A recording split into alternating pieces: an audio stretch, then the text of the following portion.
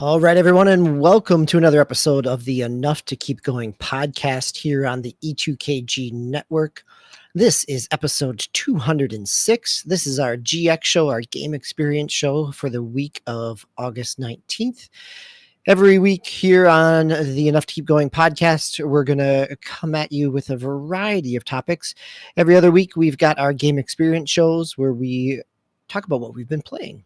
Both not only new stuff, old stuff, backlogs, but also some assignments, because here on E2KG, we are grown-ups who game. And in those other weeks, in the alternating weeks, we will come at you with our deep dive episodes. And so at the end of the episode, stick around for a little teaser about next week's episode and our deep dive in terms of the news and industry analysis every other week. But this does not happen as a one-person show. I am joined by all three other co-hosts. There are four of us here on the show tonight, which means we've got a lot to talk about. Gentlemen, I am so glad to have you here. Master99, how are you doing tonight? I'm doing well, thank you. Is that a giant Super Mario World box in back of you? Or is that an optical illusion? No, that is a giant Super Mario box. There was a t-shirt that came in it, so that was part of the Mario 35th anniversary on the Nintendo store. So nice. Yes, and each of the different t-shirts came with a giant box related to whatever series that it was in. So the Mario Galaxy box is vertical. This one is horizontal. Nice. Speaking of Nintendo items in the background, Swissguard, I see both your GameCube and your Switch in the background. How are you doing tonight, sir? Don't forget the N64. Oh, I like it when you point off screen. That's always very helpful. Yes. The N64 as well. Visible on my screen. But I'm doing okay. I've missed out all week again on the PS5.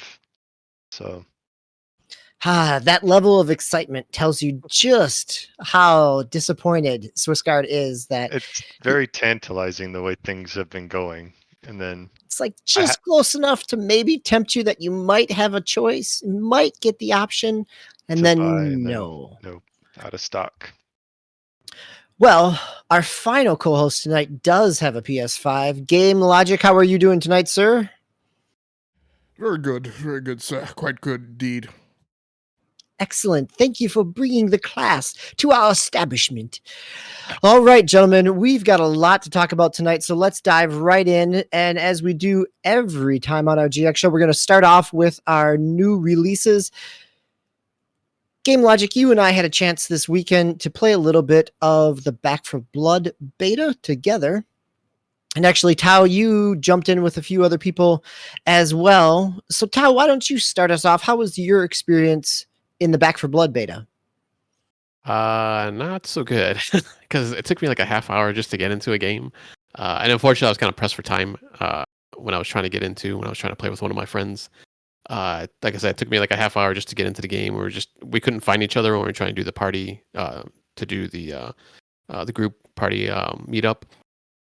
I had to close out and open the game a couple times just so we can see each other.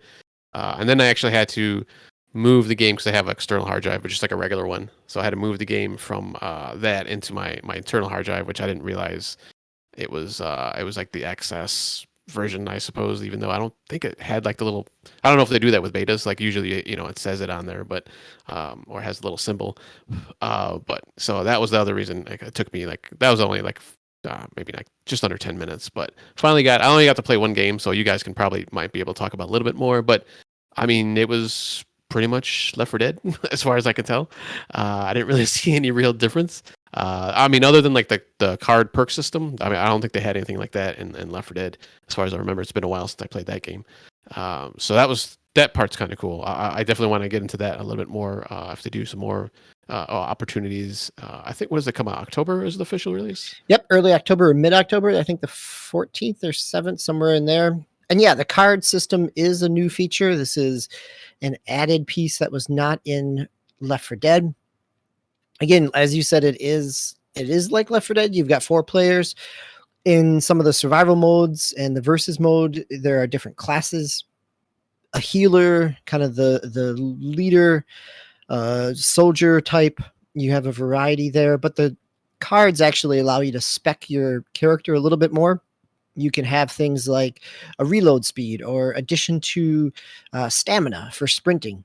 You can have cards that provide additional health, not only for you, but for your entire team.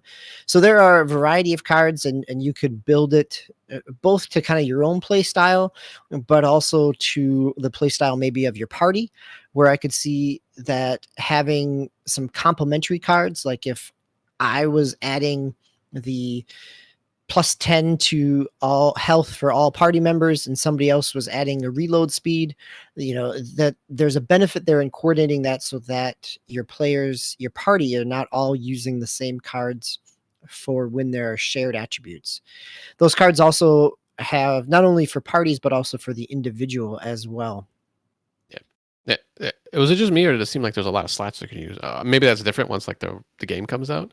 Like I was able to like fill up the whole thing with like different perks or whatever cards, I guess. So I think the thing is, and I think I can only speak to this whole card system because, fortunately, if you guys remember in recent months, I talked about playing Hands of Fate 2, which also has a card system, and it's kind of a very similar mechanic. I think this is also, in a lot of ways, I think it's similar to the way Call of Duty Mobile works, but at any rate, you're able to build a deck that, and I don't know what the eventual max number of slots is. Max number of slots could be 30 for all we know, right? But that's your kind of like your character deck. But then you select a smaller number of those for what essentially is your kind of your mission deck. And I think what we saw while we were playing was you have to pick one that I feel like is kind of persistent, and then you get to select from another like limited set. And then I think there's another pick or draw that you get to make, like as you go safe house to safe house. I want to say as we entered each safe house, there was an opportunity to make another selection. So, yeah, as we made it through each level, you'd open up, or you'd get a chance to add another card to it, and it would start to stack. So as we got into the fourth round, we had multiple cards up, not only the first one, the persistent one, but then all the other. And I think you're right, Game Logic, that you do get like a choice of two, and they're pulling from that deck. So there is potentially a little bit of randomness there, but also the ability to spec a little bit. Oh, okay. Yeah, I only made it to the first safe house, and like I had to go, so I didn't even get to look around in that area. So I guess I was kind of confused on that part. Which I guess that makes sense because you don't want to have, because that deck was pretty. I'm assuming that side section was your deck. That's what I was referring to originally. So that would have been a lot of perks there. You can give it to yourself. So yeah, I think when we started, we started with one persistent one and then a second one, and then I could also see what you had as your persistent one. I think that there was, like, I showed 3 starting, and one of them was your character. So I think there is some of that there. Game Logic, as you and I were playing. So it gives you the ability to kind of, I'm sure there's other similar games that are escaping me right now, but it gives you the opportunity to kind of, maybe Forza in some ways is kind of part of what I'm thinking about, to build this array of multiple tools, and then you can assemble those tools in different configurations for however you want to play a certain mission, or maybe as you team with different party members. You could have one crew where I guess you kind of run as, let's just call it a tank, and another one where you can run as a healer, and another one where you can run as a DPS. So there's kind of this subvertive, and this will become interesting to see if Tau, it winds up being something that you stick with, because the reality is, I think underneath the behind the curtain, there's kind of this attempt to kind of make like a hero shooter in some ways. It's just that you're able to alter the specific configuration of that hero. But I mean, just like Call of Duty, there's going to be, websites that people are going to Google that are going to say, this is how you build a tank. This is how you build a healer. And these are the most recommended builds. And that's what people are going to, start playing. Did each person have like any abilities themselves, or they're just skin, basically? I thought that they were just skins, and it's all based on what you select as a card deck. Decks. Yeah. Okay. Each of the players had like a starting weapon, a little different starting weapon. Okay. And the potential for some starting perks that were different. But yes, it's not necessarily in the hero shooter aspect where there is 2 skills and an ultimate type of thing. Okay. Yeah, there's a like it's yeah, and like what I was saying before, it's now that I think about it, I think there was that, but like DBQ said, like it's first of all, it's very subtle. It's kind of underneath, but it's this thin veneer. And I don't know that they're full blown skills in and of themselves, or that they're additives to like I want to say they were modifiers. So it was like if you pick card X, then you get this character gets like a +1 to something. I want to say, not absolutely positive. To be quite honest, I mean we played the beta for one night, and there was a pretty large volume of information coming at you, and I was like, I don't know if I have time to be bothered figuring all this out. So yeah, I think we definitely played. I'll toss it to you here in a minute, Swiss. I think there is a lot more nuance that maybe we didn't necessarily have the chance to get into. I think we spent a lot of time exploring the gameplay and not as much in terms of some of the systems underneath it.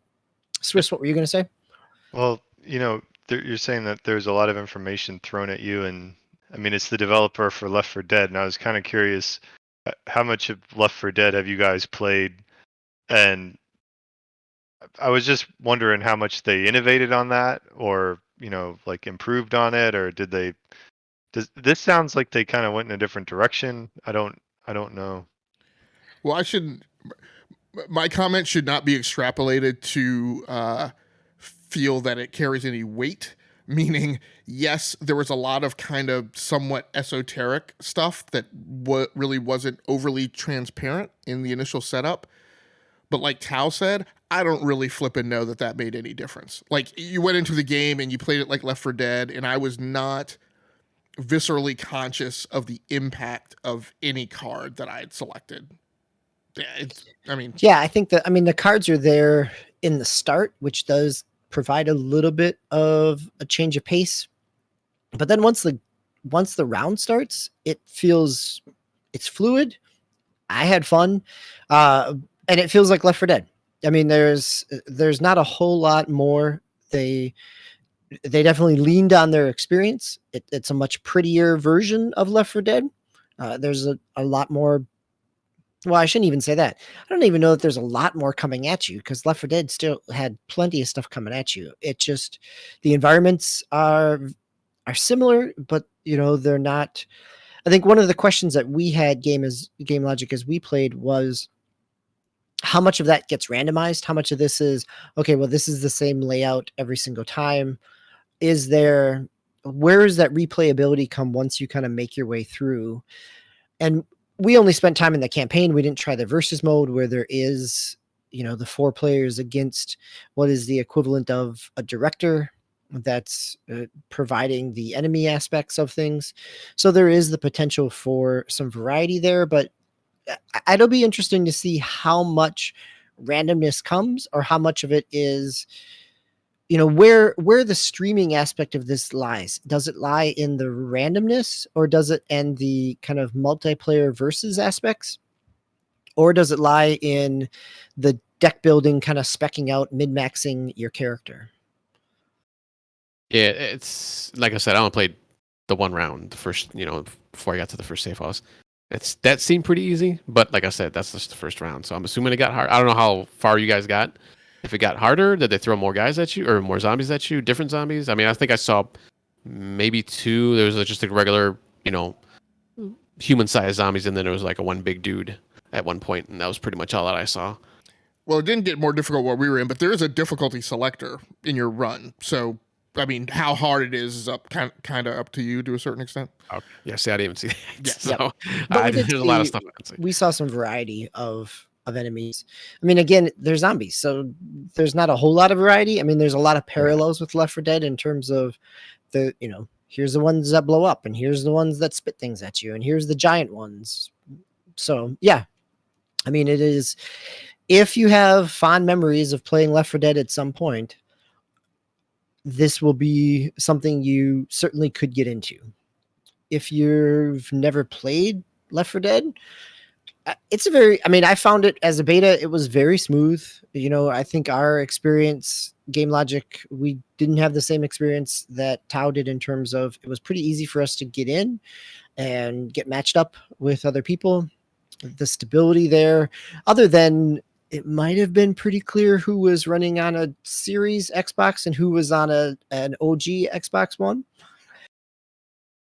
Yeah, I mean, we're talking. I mean, the danger here in the way this game is designed right now is I worry that we're going to get Rainbow Six Siege levels of toxicity where, like, when I first started playing Siege and I didn't have the game installed on an SSD, I would get booted from matches. Like, people would vote me off the island because I was taking too long to load. I mean, we sat around long enough. I mean, DBQ and I loaded. We sat for a few minutes, and then like the third person loaded, and the fourth person, I don't know whether they were on an Xbox 360 or what, but like it was minutes like before that fourth person loaded. So I mean, and I joke, but you know that's a combination of a person of an Xbox One and on an internet service that isn't maybe the fastest or the least latent or laggy.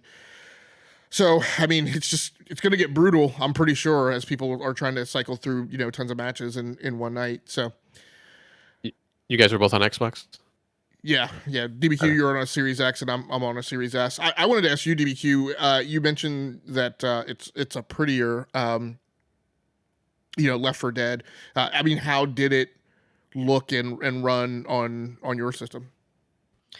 It ran smooth. I think I had settings. I don't think I had quality settings. I think I had performance settings on, running on a Series X and on a 4K TV. Nice lighting. HDR looked good. I mean, a lot of it, well, it looked good. It's also, as we talked about, you end up getting covered in blood. Blood's kind of shiny, but I did notice that. Yeah, I mean, I think that's where it'll be interesting to see kind of where those kind of lighting pieces come in. The blood felt a little too shiny in terms of maybe not as much depth and texture to it as I would expect on a next gen system, but I felt like it looked on par with other things, other Series X or optimized X games that I've been playing. So it looked pretty nice.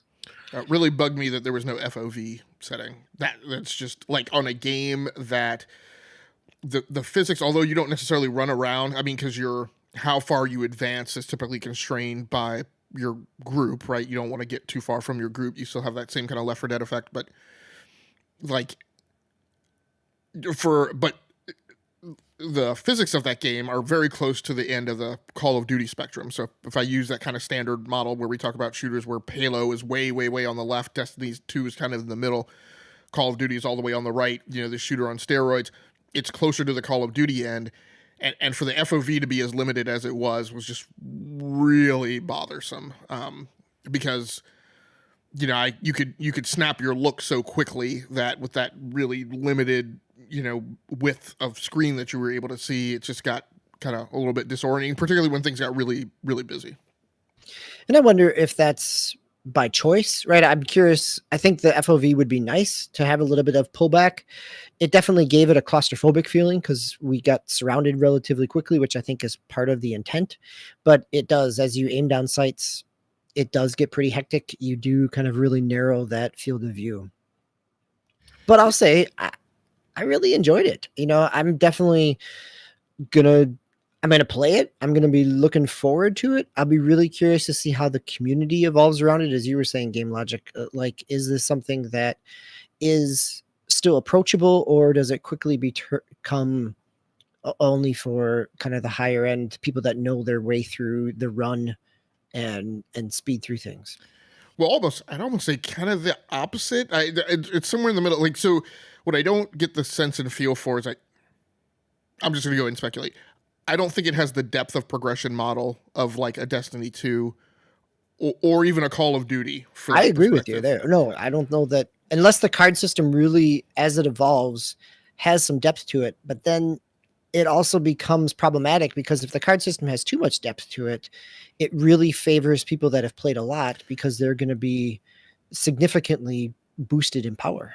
Yeah, I mean, in both co-op and versus mode, right? So one of the problems we encountered is, just, I often talk now about the Call of Duty door covering problem, where you're not on comms with somebody, you're in a room on something like Hardpoint, and they're covering like the exact same door that you are. And I'm like, dude, we don't both need to be covering this. Please cover the other door that is completely uncovered right now where they're going to come in from.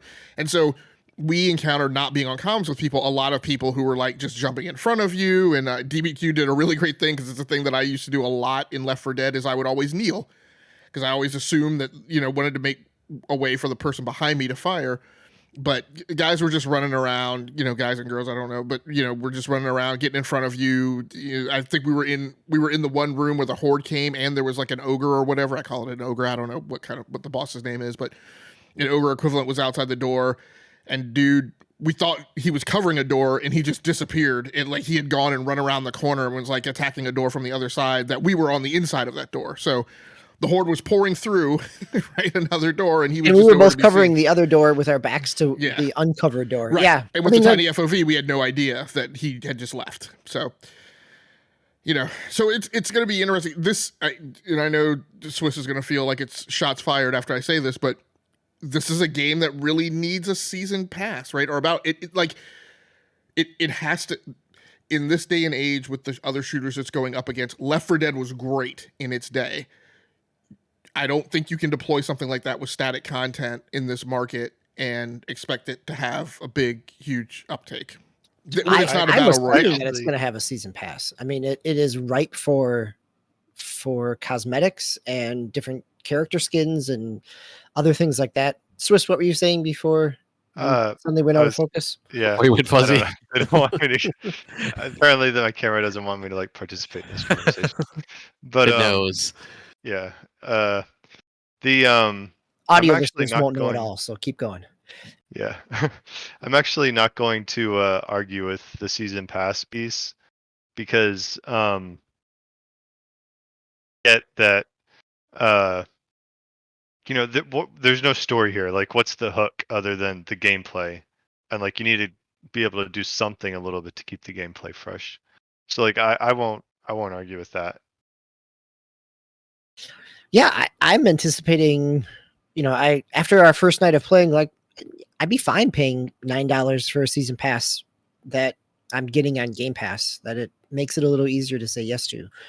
I think it does become a question for people that are not on Game Pass, that are paying $60 or $70, and then also having that option of putting up a season pass. But I think we're going to see a lot of that between Battlefield 2042 and Call of Duty Vanguard.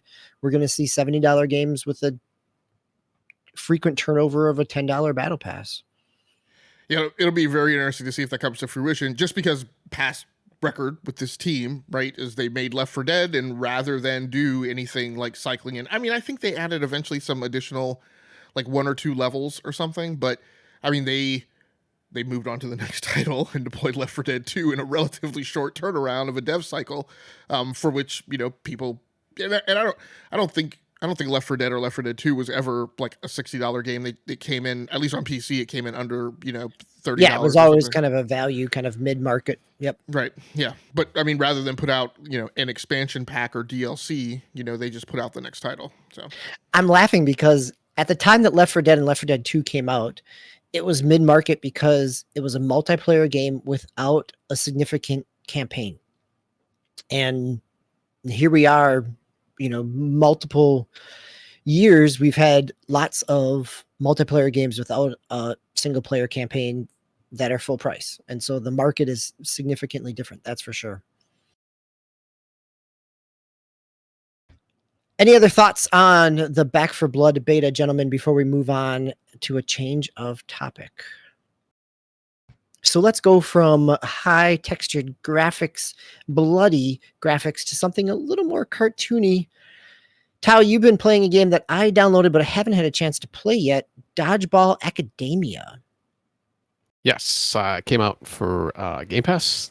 I think it was just this past week or last week. Yes, it was this week. Well, no, last week. Last week, yeah. And it also was on Switch and PC, PlayStation as well. Yeah.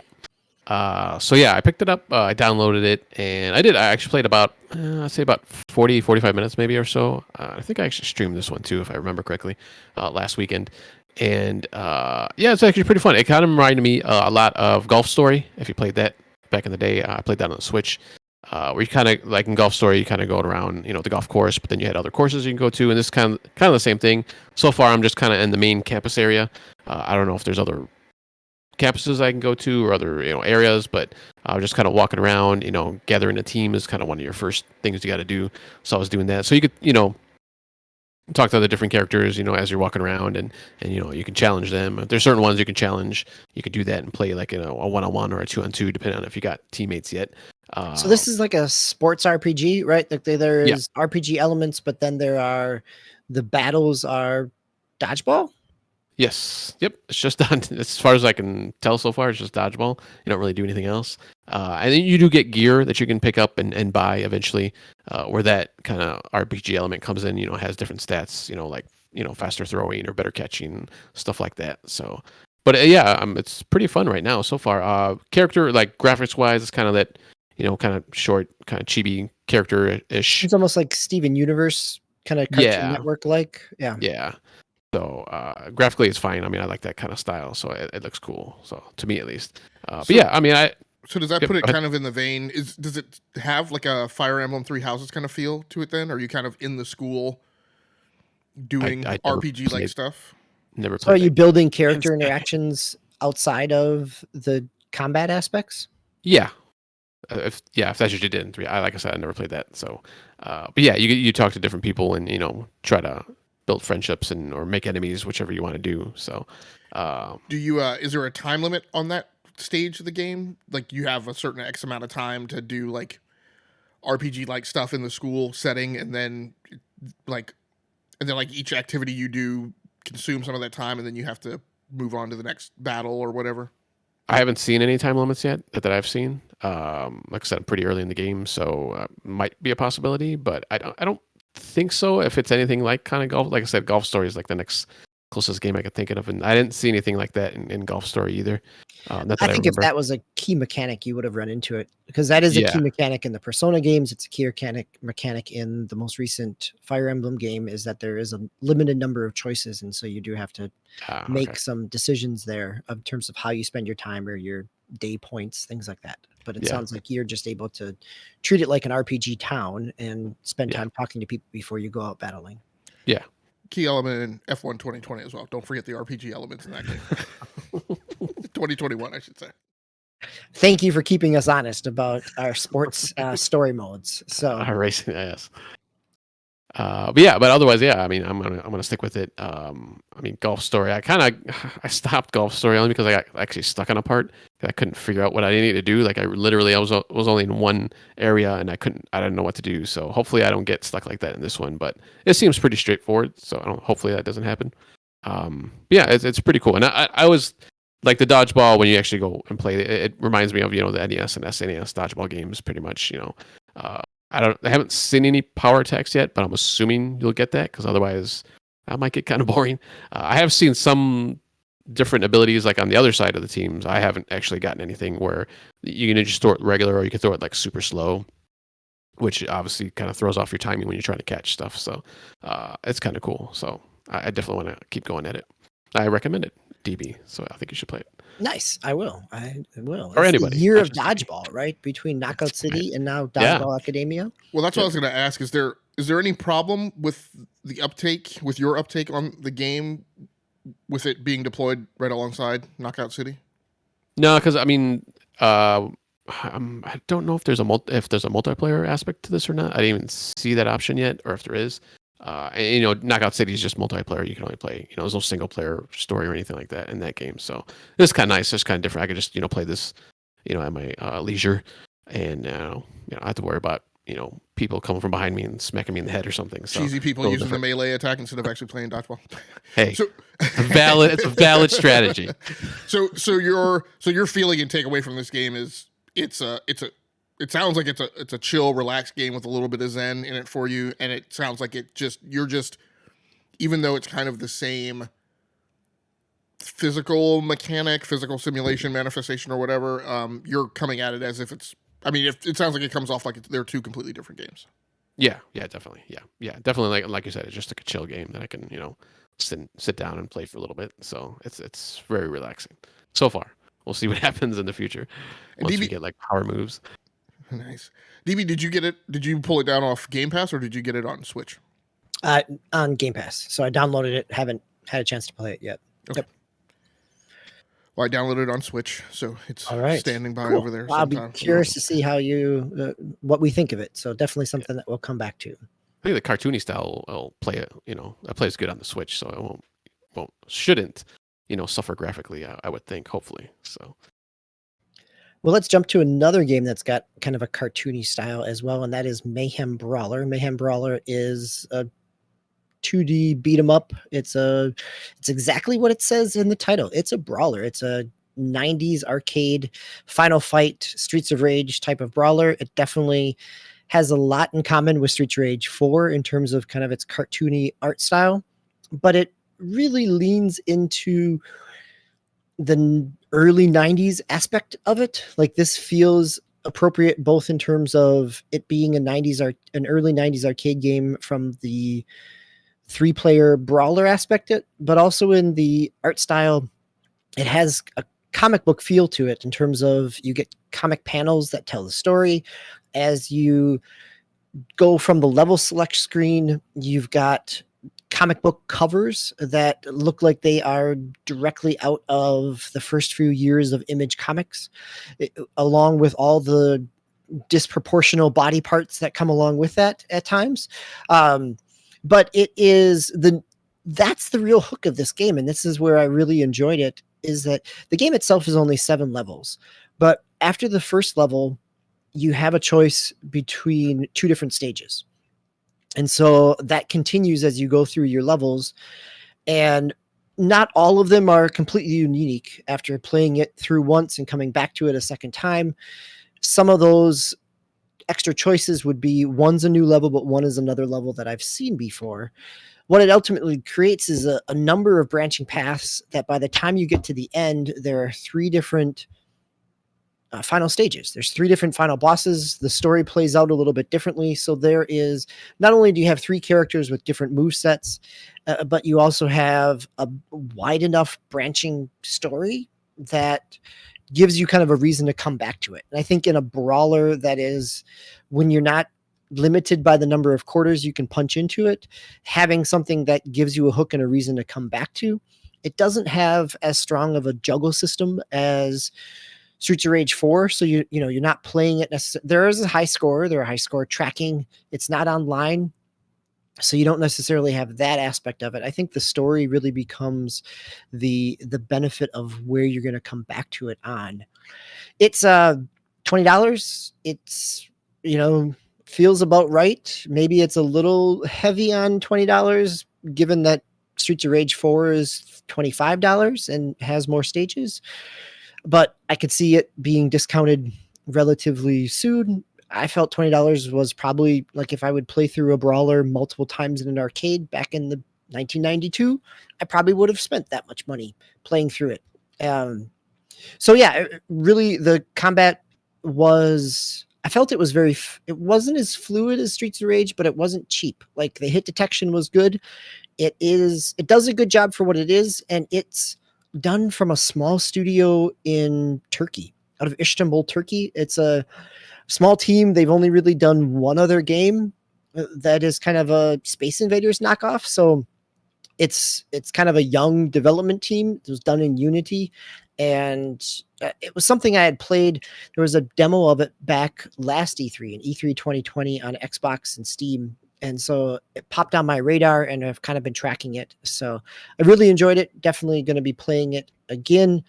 And the one thing that I have done is a little bit of co-op, but there's not drop in and drop out co-op. So you either have to start the game with it, or when somebody comes, you have to start another run. So it loses that kind of arcade kind of genuine aspect to it, because you don't have the ability for somebody to join you in level 5 and keep on rolling with it. So I'm going to jump from one 1990s inspired game to one game that's been around since before the 90s, and that is Madden football. It is, again, the start of the fall gaming season because Madden 22 has released, or at least it released in early access for those on EA Play or those with Game Pass Ultimate. And I think it's actually tomorrow is when it releases in full. So it's Madden, it's football. Playing it on Series X. I'm not going to talk about it too much because last year I spent a lot of time talking about how glitchy it was and how my screen went out and played in black and white and lost all my characters. Fortunately, this one seems a little more stable. The graphics on Series X do look better than last year's Series X version, but not significantly. The gameplay feels pretty fluid. It's, the Series X version versus last generation version has a little more weight in the rushing because of the physics models, and that feels continued here. There's a little more momentum in terms of getting moving and cutting, but at the same time, some of the AI gaps, let's say, the AI still can't cover crossing patterns in the defense, and so there's still exploits that seem possible. It is the big additions here are the new story mode, which is a Road to the Draft, which feels very much like a NBA 2K light aspect. You've got a few choices. You've got a heavily cutscened story that takes you up through draft and the combine, and you get a couple chances to do some other things. And then you get drafted and you start your season. You get some endorsement deals. So it is very much in that NBA 2K My Career type of mode. And along with that idea of My Career, the draft, the Road to the Draft, the character you create sticks with you both in the story mode aspect, but then also in the yard, which was added last year to Madden, which is kind of its backyard football 6-on-6 aspect. The one difference here, the one addition, is not only can you be a QB, which was kind of your only position last year in face of the franchise or the last couple years, but you can also be a running back, a wide receiver, and a linebacker. It felt, it's definitely an improvement over the long shots or at least the second long shot, and over the face of the franchise for the last 2 seasons. It's a step in the right direction. Franchise is also a step in the right direction because you have coordinators now. You have a defensive coordinator, an offensive coordinator, and a personnel, and they have different skill sets or some perks. Your head coach, your coordinators all have, basically they have skill trees that you can use. And the one thing that feels kind of cheap about the skill tree though is you have 2 paths down the skill tree, and if you choose one, you lock yourself out of the other. And so you don't necessarily have the ability to increase your XP gains for your linemen and your defensive secondary. You're going to have to make some choices, which may mean that you may be speccing it to the way that you play. Like if you're going to take control of the line, or you're going to take control of the secondary, maybe you're not as worried about the increases in XP there because you're going to be controlling them. So it gives you a little bit of play there.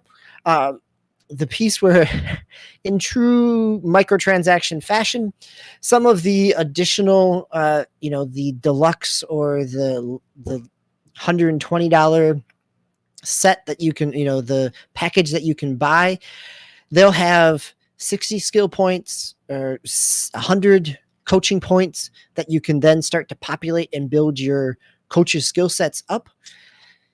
The downside of that is they're really, really transitory. Like once you use them, you're gone. Like if you switch teams or you change a franchise, like you start building in one direction and you realize, oh, now I understand the game, I want to restart my franchise. If you've used your points that you got from your pre-order, you're kind of stuck. But that is Madden. The Ultimate Team stuff is still there. Plays like the rest of it. It's a little easier to onboard. Easier for new people to onboard because it does kind of take you through. For veterans, you're forced to go through kind of a series of 7 series of challenges before it'll even let you jump into the rest of MUT. So if you're looking to unlock your packs or your pre-orders and kind of get in and get started, you still have to go through the intro pieces as well. And unlike the last 2 or 3 years, if you've been a Madden player the previous year, you've gotten some kind of legacy or thank you cards in terms of your continued dedication to feeding them money for virtual card packs. So that does not happen yet. Maybe it'll happen at launch. So I have to put it back up. So I've played 5 hours of the 10-hour beta, but I'm holding on because one of the big features comes in September for a franchise that they're scouting, and that's going to come with an update. Scouting has always been, or at least in recent years in Madden, has really been kind of, you get 3 rounds of scouting, and that gives you details on the player. What they're promising here is that you can have regional scouts and national scouts, and that depending on where you send them, you'll get different quality of information back. That if you send a high quality scout to go pick some, but to go, analyze somebody, you're going to get better information or more information back. If you send a lower level scout, you're only going to get maybe 1 or 2 pieces of stats back. So it'll be interesting to see how that plays out. So I'm sure this is not the last time I'm going to talk about Madden, but for tonight, I'm going to keep moving on. So it sounds like, and I'm somewhat surprised and amazed that they haven't done this before, but it sounds like they are taking the scouting system the way it is in FIFA and bringing it over, importing it, and overlaying it into Madden, which I don't know, because those are the exact same kind of parameters and characteristics that typify, how that system works. One thing I wanted to ask was, I'm sorry, go ahead, DBQ. No, I was just going to say, it does seem strange that it took them this long to move from one team to the other. Yes. Right. So one thing I was going to ask, so when you're playing linebacker in backyard mode, do you have to count to 10 Mississippi? You cannot rush until 4 Mississippi. Yes. Yep. True to form. Yep, exactly. All right. So let's move on from our new games and look at our game assignment. So our assignment of this 2 weeks ago was about multiplayer games that have had multiplayer modes added into them, as we look at the upcoming or the director's cut of Ghost of Tsushima is out tomorrow. And Ghost of Tsushima Legends, the multiplayer mode, was something that was released a few months after the game came out. And it is also coming as a standalone title this September as well with Legends Rival. So our assignment here was to tackle a multiplayer game, maybe something that was multiplayer from the start or something that had some multiplayer added into it. We did a little bit of this with Back 4 Blood, as Game Logic and I had a chance to play with that. But Game Logic and Tao and actually Swiss played a little bit of multiplayer as well. So I am going to reset my microphone here and let you gentlemen take over, because I was out on vacation and was not playing a whole lot of multiplayer on my vacation. So, but I do want to start with a multiplayer game that my son and I have played over the course of the summer, which is Captain Toad Treasure Tracker. Swiss, are you playing with your kids? Are you playing with your wife? Where does the multiplayer come in here? I'm playing with my wife because this was actually one of her favorite games that year that it came out. So I figured I'd be able to convince her to play. So I kind of zeroed in on the multiplayer mode that was added or released like separately after launch, because I think it's kind of interesting to think about. Okay, we have this game, designed one way, and then adding like a whole multiplayer layer onto it. Does that work? And so Captain Toad falls into that queue. They released it was a Wii U title, and well, what game was it? Like on which one of the Mario games was it? It was like the side it was like little side missions that you could do. Yep, in Mario 3D World, it was a side mission. And then they released the standalone title for the Wii U, and then they re-released it for the Switch. So it's got its own thing going. Then they added the multiplayer. So we played a mission or two of the special edition, whatever special DLC, like extra levels. The thing that I noticed right away, because I don't think we had played multiplayer before, was the both people can control the camera. I was So- just wondering if it was going to be camera control, because that is So, where yeah. I ran into it as well. Yep. You can be like just wrestle it away from the other person. Like they just take whoever is the last person to hit the right thumbstick. So that like was just kind of ham-fisted in, I think. And there's no like special levels that are designed around the multiplayer. Like pretty much the game is still, you can play through it single player. So I didn't really get a sense that they took advantage of having two, Toad and Toadette in there. Like not like Portal 2, right? So you have the whole single player through Portal 2, and then you have the extra multiplayer missions, but it's like, okay, we added a second player, we can do some different things now with the puzzles. So Yeah, it does make it a little faster to go through because you can split up. It does make some of the times where you need X number of toads after having a cherry a little easier because you've got the ability to have multiple players there. but it's fun to just like get in there together, but I don't think it adds anything to the gameplay other than I'm sitting with somebody on the couch being able to play a game together, and that's not something that game designers typically worry about these days as much. So All right. Let's go on to Game Logic. So Game Logic, you have been playing Division 2 co-op, which has been co-op from the get-go, but I'm kind of curious what your experience has been on the PS5. I've launched it on the Series X just to kind of feel out the frame rate, but I want to hear both your co-op experience, but also kind of your performance experience on the PlayStation 5. Yeah, so I'd say that it's been good. I don't really know, I mean, I think the only enhancement they've added on PS5, if you really want to call an enhancement, is I think it runs at 4K 60. Again, that's kind of a guess because I really didn't pay any attention to that at all. The person I've been playing with had noticed that or read that somewhere because the game hasn't been updated. There was a patch that had Okay. 4K 60 for both new generation consoles.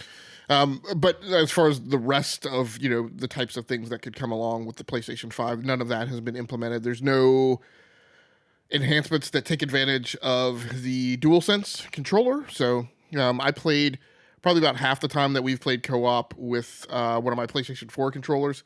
And then in the last couple of nights, I've switched over to the DualSense controller. I mean, in that case, it feels nicer. The DualSense is a slightly larger controller ergonomically, but like none of like the trigger, pull aspects or anything like that have been implemented. And I haven't seen anything that. Well, I do have this installed on USB extended storage, so I wouldn't see any benefits from the faster loads on the internal hard drive. So I don't know if that's there or not. I started my life on the Division 2 playing on PC. And so this is the first time that I've played on console. And, for anyone coming at it from that aspect, I kind of sympathize with them because that's a heavy cognitive load. Like that, the menu system on the Division 2, and I was completely unconscious to this because I did it on PC.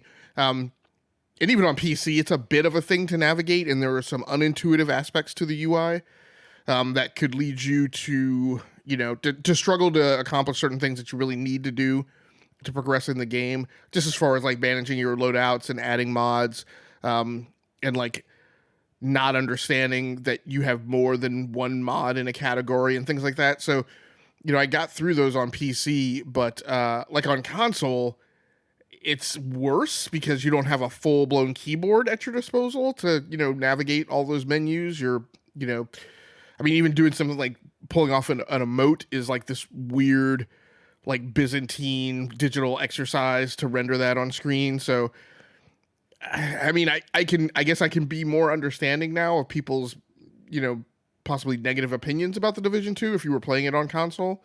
But and this is an overall thing about the PlayStation 5.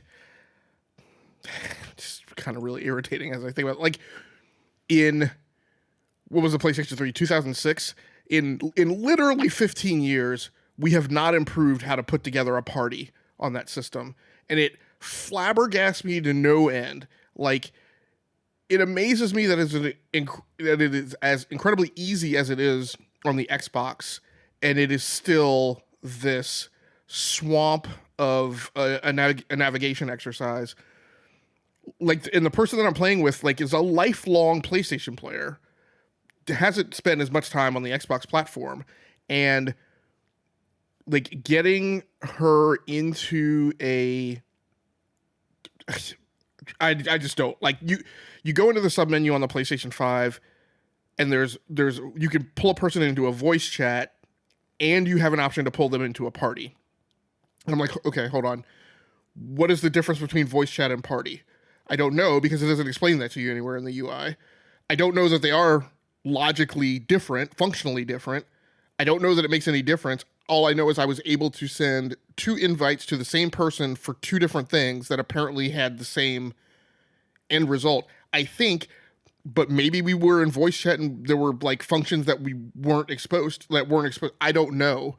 And then the Division 2 has its own bit of like, you know, hitchy and like it's like you hit the option button to get into not a settings menu, because that's not where the settings are. The settings are in a different thing, but then that's the place where the tab is for social, and then you get into social, and then you get this very lightly, like it's an overlay on top of the sub in a sub menu, but it's like barely distinguishable as a separate menu, and barely distinguishable that you skipped and hopped over to a different context for your control. So it's just not optimal. You know, I won't say that it's a failure, but it's not optimal. And I know that there are lots of the PlayStation community that never want to hear anybody say that anything on their console is not perfect, but like that is not perfect. So, but the game's been fun. Okay. All right. Yeah, I am, as Swiss sits on his hands hoping for a PlayStation 5. I'll be very curious about how the party system feels to him. I think on PlayStation 4, the party system feels relatively straightforward. As somebody who I just jumped in with a friend to play some Borderlands this week. But from everything I've heard, not only from you, but in a variety of other corners around the internet, the party system on PlayStation 5 is a step backwards from PlayStation 4. So Yeah, it'd be interesting. The entire UI experience on the PlayStation 5 is a backslide. Just extend a quick bit on a tangent. You know, so you have the news posting system. This isn't specific to the Division 2, but just talking about the PlayStation 5. You have the news story system on the PlayStation 5 UI, where when you start up the console, it's supposed to push you stories that are relevant to your games. As far as I can tell, that is coded around pushing you stories that are relevant to any game you have installed on your system, regardless of how long you actually spend playing it, and is somehow based on the popularity of the game. So for instance is, when I had Fortnite installed on my system, even though I never played it, I would get nothing but Fortnite stories pushed onto that front page. I played Call of Duty all of the time. I would never get a Call of Duty story pushed to the front. And finally, maybe it was sensible for me to do it anyway because I wasn't playing the game. But finally, my resolve to fix that was to uninstall Fortnite, because I was tired of constantly getting pushed irrelevant news to me. I generally don't want news pushed to me. I'm a grown up. I can go pull news on my own when I want to. That takes up a huge panorama of the UI of useless information, because even when it's relevant to a game that I'm playing, I read gaming news all the time. I don't need that on the front page of my console. So, I mean, that's just an example of, I'm like, great Scott, guys, like, tie the stimulus to you guys are tracking gameplay time. Like, just tie it to the gameplay time. Don't tie it to the game that's installed and its popularity. So that's just for example. Well, I appreciate that you gave us a nice segue into Fortnite so that we can land and finish the segment out with Towmaster talking about probably one of the most successful examples of a game starting with one type of co-op in terms of or one type of multiplayer in terms of co-op, and adding in competitive co-op with Battle Royale. And so, Tao, this is not a surprise that you're playing Fortnite, but other than trying to get your, new pop culture skin for the Ryan Reynolds movie, is there anything else that you're doing in Fortnite this week? No. Well, the reason I actually picked this, because originally I was going to do GTA Online. I just didn't get a chance to play that game. And Fortnite, I'm usually playing with, either with my son or one of my friends. He's recently gotten back into it, so I jumped back into it. I did get a Superman skin finally. That's the one I was waiting for. But the actual reason I picked this is because I can actually hit all 4 of these points that we have down here. So obviously, like you mentioned, the Battle Royale part was launched about 2 months after Save the World. I think Save the World was July, and then the Battle Royale came out in September. And then new mode and multiplayer that has been introduced into the game. New modes almost every day, it seems.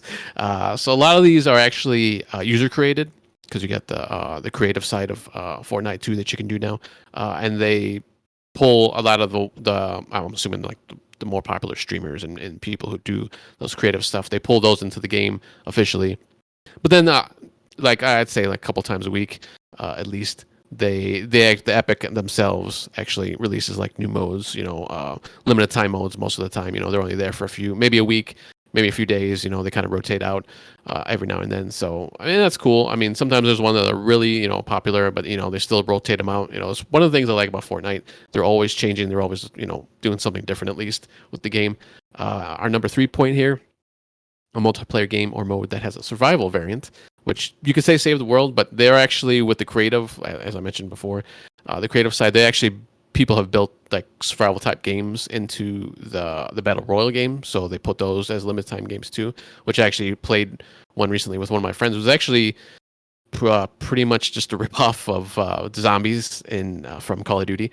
But I mean, it was cool because I never really I played zombies a little bit in Call of Duty, but this one's a little bit simpler, obviously, because this, it's kind of in the creative side, so they can't do as much. But I kind of liked it a little bit better because it's more straightforward.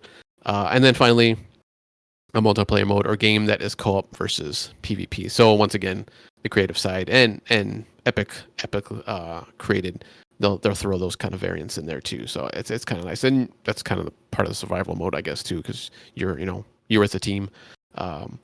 So yeah, that's one of the reasons that I wanted to pick this game and just kind of. You get an A+ for the Pix Plays assignment rubric. You hit all of the points. You articulated them well. You presented within the time period. Congratulations. Thank you. Can we use your assignment next year in an example for the next year's class? Yeah, you can, because usually I don't do that. So I had to make up for lost time. There you go. Credit for myself. Extra credit, right, for all the other times. All right. Well, stay on the mic here, Tao, because I want to jump from one popular game to another game that has gotten a lot of press in the last couple of weeks. Something that has been out and free on PC, but has kind of gotten another push here as it came to console, and that is Splitgate. So I know my son's been playing it on PC and playing it with his friend group, but you've been playing it on the Xbox. So how's it going for you? Yeah, still, it's running a lot better now. I shouldn't say running a lot better, but you can actually get into games a lot quicker now. But the servers are working a lot better now. Yeah. Yes, they've fixed that part. It looks like, I just normal like load into the game. I don't even see the queue message anymore, so that's kind of nice. I just go straight to the menu. And yeah, I mean, I'm still like, I really love this game. Unfortunately, I haven't had as much time to play it these past couple weeks as I did previously, which is kind of odd since you can actually get into it faster now. But it's still fun. I still like the portal aspects of it. You kind of mentioned like the battle pass stuff early on some of the other games. So this one actually has like a beta battle pass, which is kind of weird. You don't have to buy it. You can buy levels of it, but you can just play through it like normal. And I think I'm near the end of it. Actually, I think I might have like 2 or 3 more levels to go. I think it's only like skins, character skins, gun skins, things like that. Yeah, it does. I'm trying to think. It does do some gun skins. I don't think it did any characters as far as I've seen so far. Mostly like in-game currency, and just kind of like sprays. You can do sprays and stuff like that. Just kind of other little icons and stuff like that. So nothing like super huge. But I mean, it's like I said, it's still in beta. So, and I think just today they mentioned that they're gonna stay in beta, I guess, for now. Even though I thought they said they're coming out in September, so I don't know if that's changed. Too, they didn't mention that, but we'll have to see. And I think they also mentioned that there'd been like 10 million downloads, I believe, of the game. I'm assuming I think that's cross-platform, so I don't think that's a single, just not like Xbox or anything. So, yeah, but it seems to be going strong, and I'm still really enjoying it. So I'm gonna keep on that one for a while, hopefully. And there is a store, actually. They do have a store in there that you can buy skins and different skins and armor skins and gun skins and stuff too. So, which I always think is kind of weird. Kind of, I don't know. Seems kind of skivvy sometimes, like in a beta. Yeah, I mean, but it's free to play, right? I mean, this is the challenge of where a company makes its money back from. And I say that as somebody who is playing a little bit of the free Marvel's Avengers War for Wakanda expansion. Like, at what point do I enjoy this enough that I toss the developer some money for some skins, even if I may not,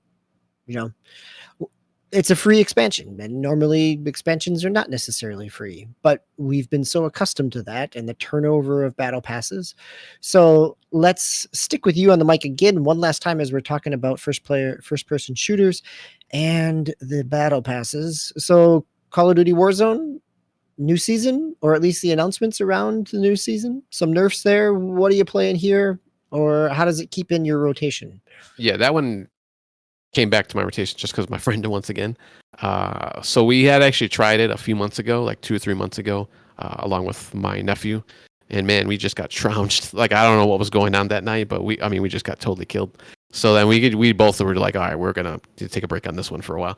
And then he actually wanted to play. I was like, all right, because he was really vocal that day. Like, he did not want to play it anymore. So he wanted to play it, so we got into it. Actually, we were doing pretty good the one night we played. And I was enjoying it. I like it. I think it's season 5 now.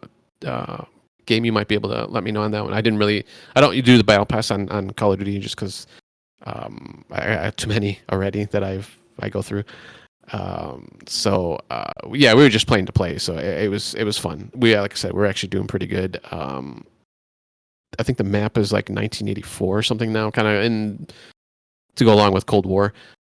Sticking with that. So, and I believe that's going to change coming up with Vanguard once again. I think it's a completely new map, actually, I think they're saying. So we'll see what happens there. Still Warzone, but they're going to change stuff up. But no, yeah, I've really been enjoying it. Actually, surprisingly, I don't know if people are like dropping from it, and these are just like kind of random people we're playing against now that are just kind of fooling around. But I don't know, we were doing pretty good. We didn't win any games, but still doing a lot better than we did last time. So we'll probably jump into that along with Fortnite too. So that's the 2 games we've been playing. Game logic. Let's jump from one game with a battle pass to another, and Warframe. Again, on your PlayStation 5. You've played Warframe in a couple different platforms at this point. Are you dabbling, or are you getting pulled in to the Warframe universe here? I'm dabbling and probably not playing it the right way. So I have gone and... Hold on. How many videos have you watched about how to build a character?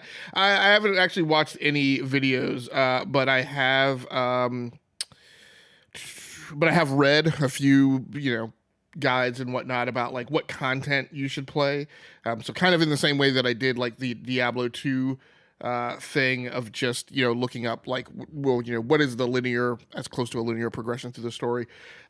So amazingly enough, I surprised myself. Apparently I had not played on PlayStation 5 before, so I've played on Switch, PC, and I guess on Xbox, but apparently I hadn't played on PlayStation 5, so I was starting at ground zero.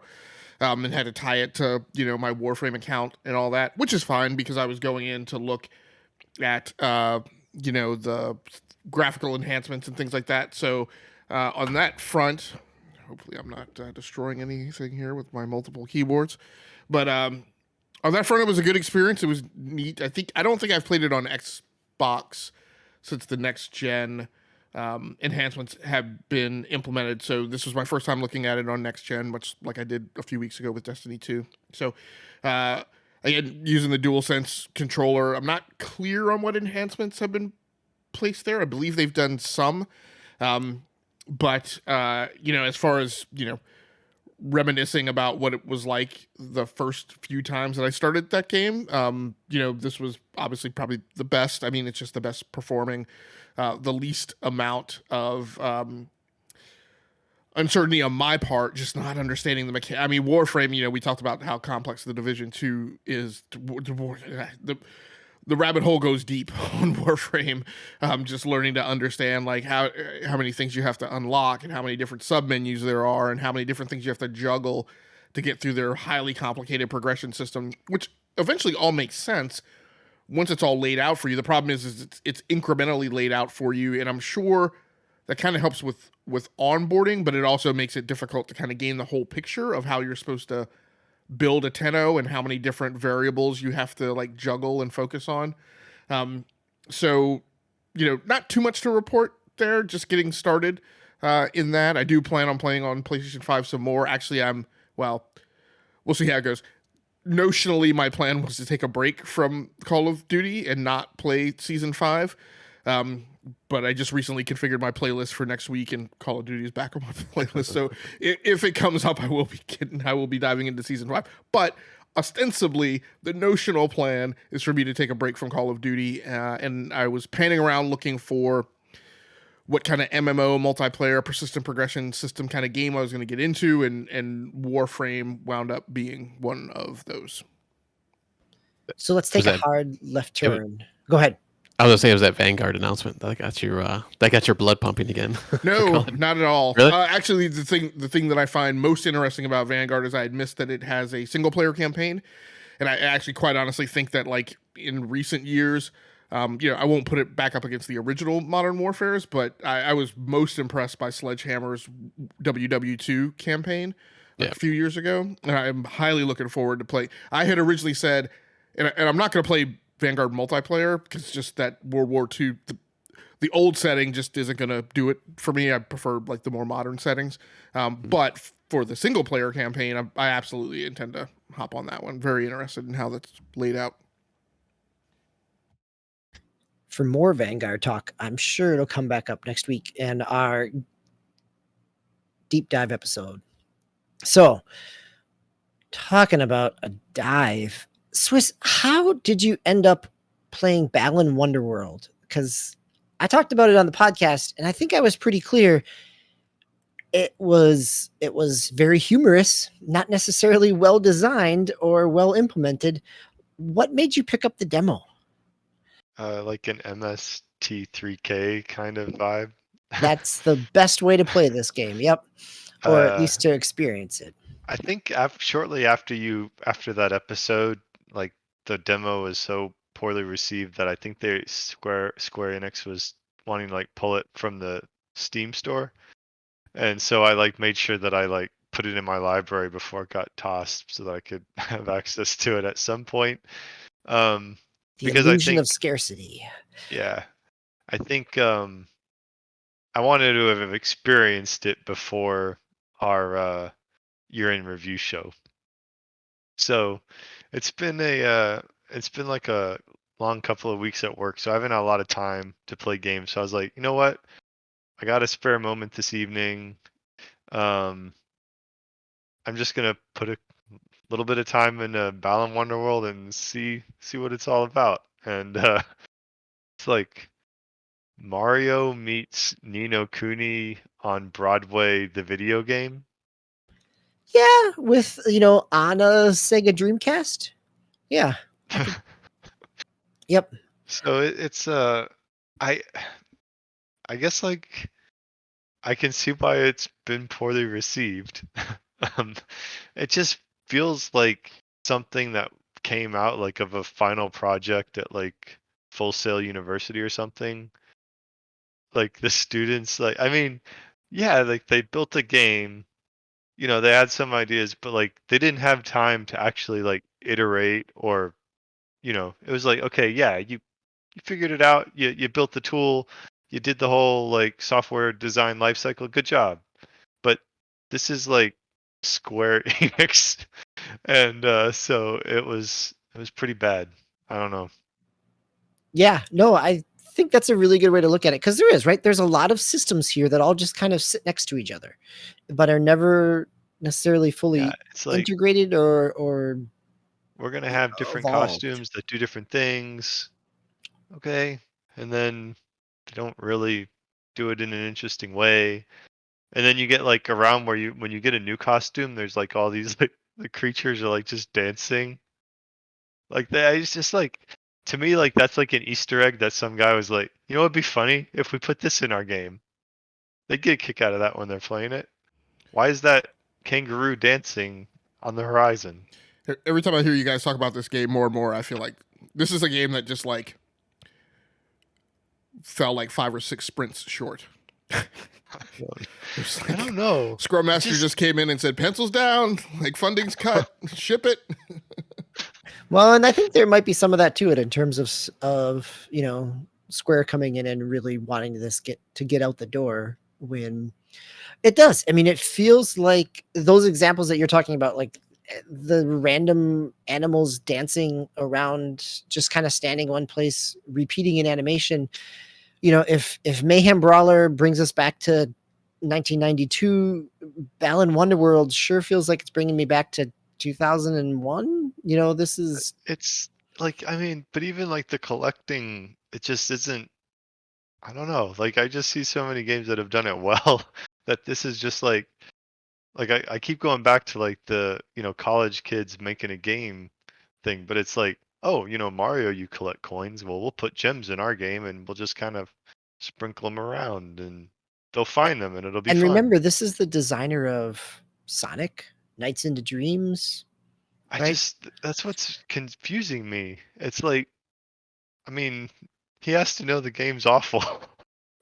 Like it's just, and I guess maybe game logic. You're right. It's like they started down it, and then they were like, you know what?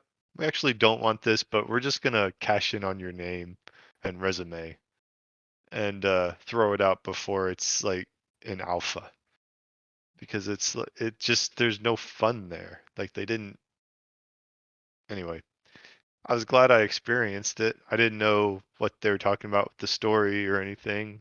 I saved a farmer who I guess was upset because a tornado destroyed his house, but then he was happy at the end. Yes, and you did a dance and sang with him, right? That's Yep. how it works. Yeah, there you go. See, that's pretty much the game. Great. Okay, we are. Oh, we have definitely passed our 1 hour point, but we've got a few more games to talk about before we get to the end of the night. Game Logic, I had to look this game up because I had not heard of it. And now I'm really curious how, one, it came across your playlist, but also talk to me about this dual universe, an expansive solar system like MMO game. So this came across my windshield because I am a Star Citizen refugee. And so, as I departed the solar system of that game and its gravimetric pull, I was looking for, I'd Googled around a lot for MMOs and sci-fi MMOs and, other things that were similar, best alternatives to Star Citizen or whatever. And so I'd come across Dual Universe a few months ago. And so in that time, and I don't know its chronology, perfectly, but because it hasn't been like the news story that Star Citizen was. But in that time, I believe it has exited alpha and is now in beta. It is a game that is not available on Steam or through another launcher, so you have to go directly to the developer's website to sign up for an account and pull it down, which is analogous to Star Citizen and actually analogous to the way Dreadnought was put out, which was another game that I spent a lot of time in and really This enjoyed. is a French development studio, I think. I'm not certain what they're... Okay, from what I was digging around, it looks like it is a French development studio. So, this is a game that I guess, and I haven't spent enough time with it to really narrow down. I haven't seen a lot of different structures, but I guess it uses voxel technology, so it is similar in some ways to Minecraft. Although they are very advanced voxels, I guess it probably, and I'm not a Minecraft player, so I would need Townmaster to put eyes on it, but my guess is it looks similar in implementation to the way Minecraft looks now, rather than, the way Minecraft, looked like kind of Lego blocks way back in the day. but it definitely seems like a less sophisticated, and I hate to use that term. It's definitely, you know, sprinkled with less graphical panache than like a Star Citizen. But of course, Star Citizen is a game that looks very pretty, but is kind of broken in its gameplay mechanic core. And I should say broken in its operational deployment kind of modality, right? Behind the code, source code wise, it might be great, but like in deployment, in actual execution, Star Citizen has problems. So, so having the experience of having gone through the Star Citizen onboarding exercise, and probably one or two other MMOs along the way, I kind of had enough of a framework to start with, of things to look for and how to interpret things, you know, whereas like when I played Star Citizen, I just had never played MMOs before and didn't understand what the whole point was of a lot of MMO stuff. So, but the game seemed pretty well, you know, stable. I think I encountered like one glitch when I was in like a tutorial. The screen kind of locked up in the sub menu that I was on, and I had to kind of finagle and jank my way out to like get it free. But other than that, it seems pretty satisfying so far. I have not really exited the tutorials yet. I'd read some, you know, how to play guides, of which there aren't a ton out there. But I did come across one, and they had recommended that you play the tutorials. The tutorials actually give you like credits and, you know, usable rewards. And so I am kind of religiously going through those. I, you know, spawned at the initial tutorial planet and system, went through enough of the tutorial to then get on the space liner or whatever and leave the main planet and go to the nearby moon. And staked out my own territory was probably the most satisfying thing, you know, finally getting my first kind of land speeder. They call it something different, but it's a land speeder. Getting my first land speeder and actually transiting out to the to open territory. The way the game works is they present the planet to you, and a lot of the hexes will have already been claimed and taken as territories by other players. One of the key tips in starting is that you need to select a territory that's close to a marketplace where you have to go and engage in all the commerce and the economic model. And so if you pick a point of land, as you might be compelled to do, you might intuitively be compelled to pick a piece of land like somewhere off by itself. But if that puts you extremely far from a marketplace, you have to there is no fast travel. You have to travel to marketplaces in real time. So you need to be close. So I got a place that was like 10 kilometers. I had to transit 70 kilometers from the starting point out to my territory, but my territory itself is actually only 10 kilometers from a nearby marketplace. So again, kind of going back to what, you know, Tao was describing in kind of this zen, there was a certain zen in like getting in my land speeder and doing the 70-mile transit, you know, which is akin to, you know, probably, you know, I'm forgetting his name now, but akin to, gosh, I'm even forgetting the name of the movie. But when the guy had to be the transit because he was stranded on Mars and had to go, yeah. The Martian. Yes, The Martian.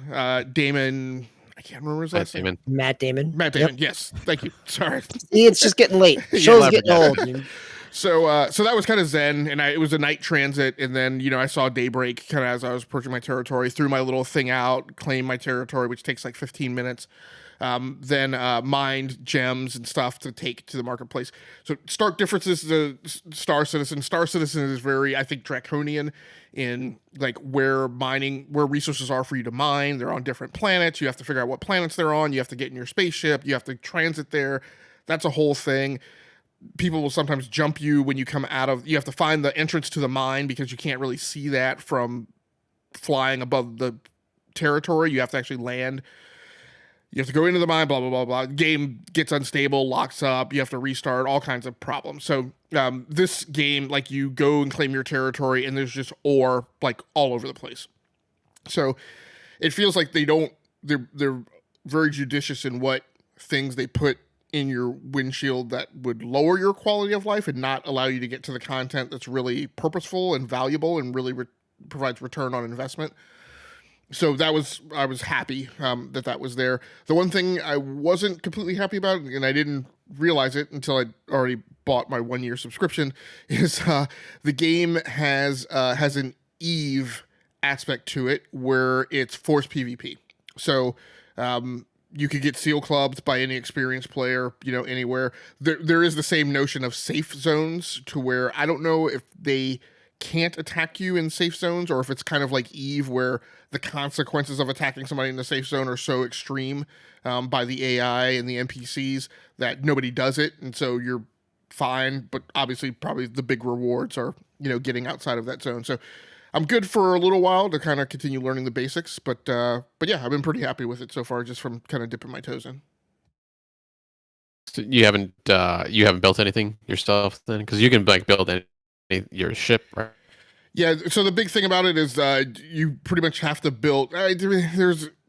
Build might be a little, I would say assemble, because you go to the marketplace, you buy components, and then you stage your components out somewhere and put them together. I suspect ships work the same way.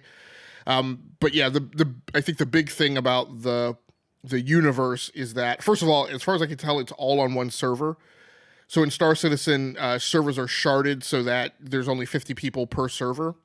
But this one, it appears that the universe all exists on one server. And then everything, I would say 98%, 97% of everything in the universe is player driven. So, supposedly, like when you go to the marketplace, the stuff that you're buying has all been put there like by other players, supposedly. But there is a edge there where the developers aren't going to let the economy fail or rampantly run away with inflation and things. So they do seed elements into the economy. I didn't get the sense that the marketplace is as player driven as they claim that it is. But that's the basic shtick, is that everything in the universe eventually will be, what players have built. But I have not built my spaceship yet. I'm still in my land speeder trying to build my first base. Another interesting thing is I think how in the past you've talked about Rust or some other game or Ark survival maybe, but your territory is a sanctuary. So as far as I can tell, like people can't come in and dork with your structures and stuff just because you're not physically on the server at the time. We'll see about that.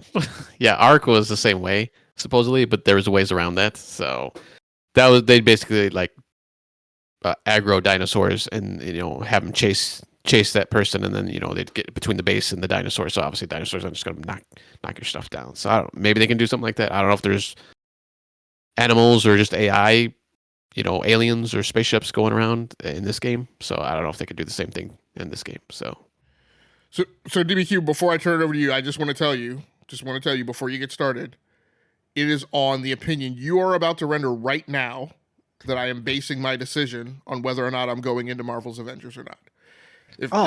Well, wait. I was gonna, Swiss. You were gonna say something here about Dual Universe. Looked like you were jumping in. No, I just thought it was humorous that Game Logic is finally seeing the light about Star Citizen. And this, I mean, the way you describe it, it feels there seems to be a lot of parallels from Eve in terms of the community, the single server, a lot of those pieces, the forced PvP.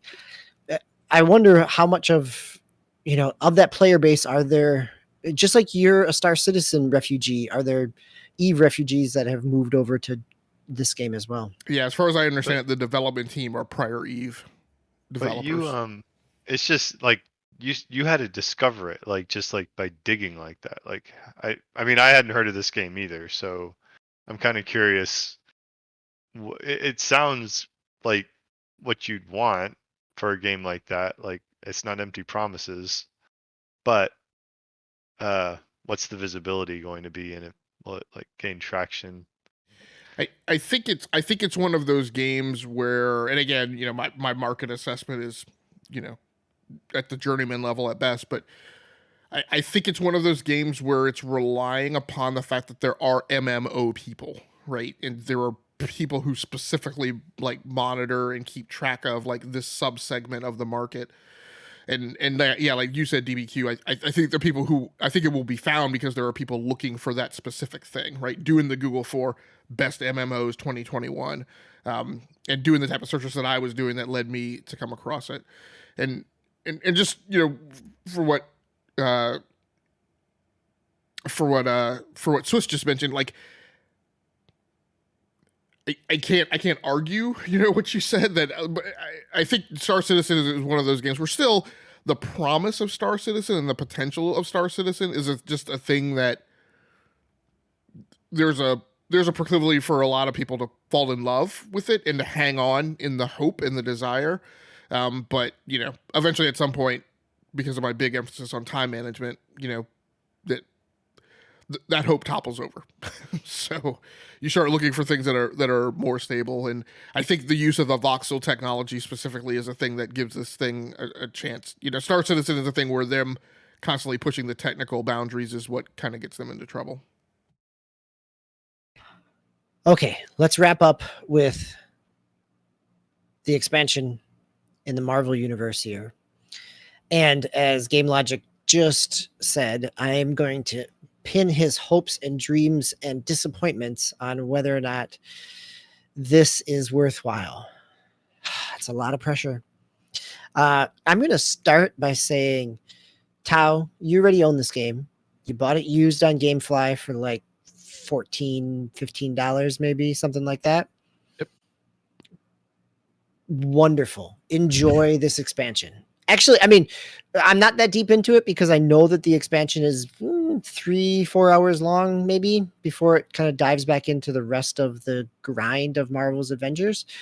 But it's the best post-game content, post-campaign content that they've done. It's the most unique post-game content, post-campaign content. The 2 Hawkeye ones were a lot of reskinned areas and you were fighting the same enemies, or the one with Clint Barton and you were out in the future in the wasteland. You were still just in like a rust covered area, skinned area of the same spots you were before. And your character models were pretty much the same, but just with a lot of post-apocalyptic skin to them. Here we actually get some new character models, some new enemy types with some different buffs and abilities that you've got to use your Black Panther skill set, or at least the kind of sound vibranium aspects of things, to disrupt their shields. There are some spider mech bots that were not in the original game. Maybe it's just a sign of how much potential there was that never came forward, but even the chests that you open are different. They are Wakanda themed. That the little containers that have your crafting materials or your upgrade materials are Wakanda themed. There is a lot of love and care that's gone into the environment here that was not present in the other kind of smaller campaign releases. This is the best that they've created since the original game, and in some ways it is better than the original game in terms of some of the mechanics around Black Panther. He's got you're building up you can take damage and it kind of builds up your power meter, which isn't the same in the other characters. So there's a lot of new aspects here. He plays a little bit differently. He is not just a reskin of Captain America in terms of a melee person. He's got a different moveset and definitely more fluid in his movements. There's puzzle areas to this game that weren't there before. So again, I'm only a little bit in, but I'm enjoying it. I think if you own the game already, it's well worth plopping it in and experiencing this expansion. Game Logic, to answer your question, do not buy Marvel's Avengers at $60. It's going to be on sale. If you're finding it somewhere in the $20 range, there is even $30 now with this. There is enough campaign content here that you'll enjoy. Between the main game, the kind of Hawkeye stories, and now Wakanda. As if you're a comic book fan, if you're a Marvel fan, there's enough here at $20, $30 to make it worthwhile. And don't even pretend like you're going to engage with the rest of the grindy bits and trying to get your character up to level 150. Just enjoy the story and what and that's what Crystal Dynamic has done well in each time. It's when it tries to be a live service game where it really struggles. So story pieces, excellent. But at the end of the day, at the end of the 3, 4, 5 hours, it's still just Marvel's Avengers. Are you playing on Xbox, by the way? Oh, I wish I was, because these load times in former gen, yeah, I wish I was. No, I'm playing on PlayStation 4 because I had hopes that there would be a Spider-Man character, or at least that's what I thought. And it's still in theory coming. Still This working on year it. still, yep, that's what they say. Still coming, 2021. But yes, I really do wish that it had a free weekend on PlayStation and Steam. It's going to have another free weekend coming up at some point on Xbox. You know, when it has that free weekend, give it a try. See if you like the combat. It, right now on sale, you can usually find it for like $24. So, which feels about right in terms of value for the game. And Tal, what platform are you playing on? Playing Xbox Series X. Okay. And so, DB, the one question I wanted to ask you, and again, you're going to have to like forward project and give me your best guess. So, War for Wakanda sounds very, very much to me like this is, and maybe it's a question too. Is this Taken King? No, I know where you're going with this. Okay. No, it's not Taken King. Yeah. I mean, it is, maybe it's Forsaken, right? Like, it is a good story. It doesn't totally revamp the rest of everything else. Like, it does revamp the player character screen. The way you navigate, that has changed, but the underpinning systems, it does not have the same kind of world balance altering that Taken King did. But yeah, I could see, you could make a case that it is kind of Forsaken. It is whatever the last one was, Last Light, in terms of Destiny pieces. So yeah, it's not going to totally revamp the entire structure of the game, but it's a worthwhile story expansion. So it's not the turnaround. It's the thing that gives us hope that there's a turnaround coming.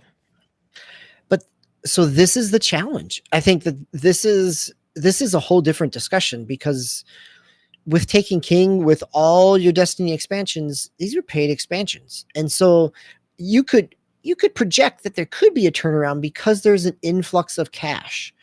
Here, this is a free expansion. It is sizable in the scale of the rest of Marvel's Avengers. It's sizable in terms of, some of the DLCs, the yearly releases that Destiny 2 has had in terms of story. It does not have kind of the long tail kind of story unlocking aspects that the most recent one on Europa had in Destiny. But again, those are people paying $40 for an expansion or $30 for an expansion. This is a free expansion. And this goes back to, I kind of feel like I want to throw the developer $10 because I do want to know that they could maybe do something more, but there's no revenue coming in. And the only revenue coming in are either buying a battle pass for a character, which unlocks skins, emotes, character cards, or buying skins, costumes for your character, right? If you want a Avengers Endgame or Black Widow, the movie character skin, you're paying $15, $20 for a skin, right? Yeah. Some of the epic, not legendary or exotic skins are, less than $10. But yeah, it's a really strange economy in the game because they've had to put so much emphasis on skins and emotes and things like that because there is no other revenue stream. And so while it's great for players that own the game, it's hard to see that this is a turnaround because there's no revenue centered around it. So this is going to get a little deep divey, but I don't know. I'm going to have to think about how I feel about this because I'm looking at Square Enix's cash on hand, and it's been running at about 1.1 to 1.2 billion dollars for the last couple of years. And given their excruciatingly long dev cycles on Square Enix games, there is absolutely no reason why Square Enix could not throw cash at that development team to let them do whatever it is that they need to do. Now, I don't know what the partnership is between Square Enix and Disney. If Disney's maybe supposed to, I don't know what's going on. But like, there's no financial reason that I can see other than maybe a deal reason why this couldn't be rectified. So, I don't know. Yeah.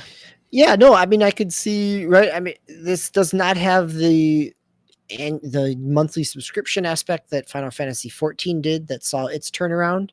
But I think Wakanda does show that the development team does have good ideas, that they have learned things over the past year.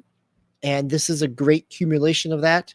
Whether this is the end of Marvel's Avengers and they invest that money into spinning them up on another game based on what they've learned in terms of go the direction of, I can't even say that they're going to let them go in the direction of Guardians of the Galaxy because we haven't seen how Guardians of the Galaxy is going to sell, right? Like, it makes sense that they would go in the direction of a single player game, but if Guardians of the Galaxy underperforms, are they going to be gun shy about greenlighting a similar game in that genre? So, yeah, I don't know what's next. I know that we're going long. My last comment is it's just so weird. I mean, much about the entirety of the Avengers has been weird from day one. It's so weird that the IP that is responsible for, I want to say the most recent thing I've seen is responsible for 25% of the total revenue of the movie market in the last few years, that the game is languishing, clearly needing to be propped up with some of the biggest, lots of very powerful companies who could do something. And I just don't get it. Why the team is, it seems like the team is just left to their own devices to struggle and do, like, does Kevin Feige not have enough, like, power cycles to, like, put his brain, like, I mean, tons of talent and people, I mean, it's a stretch I'm saying Kevin Feige, but my point is, if the combined forces of Disney and Square Enix wanted to go out and find the most, like, Hail Mary, save the game, coach as a creative director or whatever, and I know that they brought the guy over from Marvel Superheroes or whatever, that could have been done, and I just don't get why we're not moving the ball maybe as much as we would like to, as quickly as we'd like to. I mean, I guess that's going to be a topic in a deep dive episode at some time soon, especially if we get some sales numbers or things like that around Square. Gentlemen, any other games that you really feel that you want to talk about? Anything burning that we want to hit on before we move into our picks plays assignment? All right. So, Tao, thank you for getting us started on our Fortnite conversation and your Superman skin. And that ties in with our picks plays assignment. So Fortnite, as we know, has had lots of different pop culture tie-ins, whether it is Marvel and DC or the Fall Guy movie or Ariana Grande. We've got lots of pop culture tie-ins, licensing tie-ins within Fortnite, but that is not the only space where we've seen licensed IPs, real world entertainers and properties coming into video games. So regardless of how we feel about licensed properties and their success or their kind of rush to market to quick cash in on things, the assignment here is to pick a game, pick something, whether it's a game or a mode within a game or an expansion, something that has where there's been this convergence of pop culture, real world pop culture being incorporated into video games. So whether it is the Fall Guy challenges this week in the Free Guy, not Fall Guy, that's a whole different 80s TV show. challenges within Fortnite, or I think I'm going to dive into some Gears 5 multiplayer with my Kofi Kingston and New Day wrestlers that have character models within Gears 5. Because why not, right? This is the assignment. Is there are some juxtapositions here of pop culture and video games that maybe make sense, maybe are a stretch. So let's take some time to explore that and see what we come back with. And I think I'm the only one that's already kind of thinking about my assignment. I'm sure, Tao, after you're getting your A plus on this assignment, you feel like, oh, maybe I can coast, get the average, it'll be just fine. So we will see what people come back with, but we will also see you when you come back next week. Next week, we are back for episode 207. It's a deep dive episode with Swissguard as the host. Townmaster will be back here as well. Maybe if you guys are unlucky, I might decide to drop in and join you for the deep dive discussion. But 2 weeks from now, we'll be back with another game experience show. That is our rotating pattern here on E2KG on the Enough to Keep Going podcast. So for myself, DBQ Hams, Townmaster99, Swisscar, and Game Logic, this has been episode 206 of the Enough to Keep Going podcast. Please remember, play the games you love. Love those you play with. And take care of each other. Good night, everybody.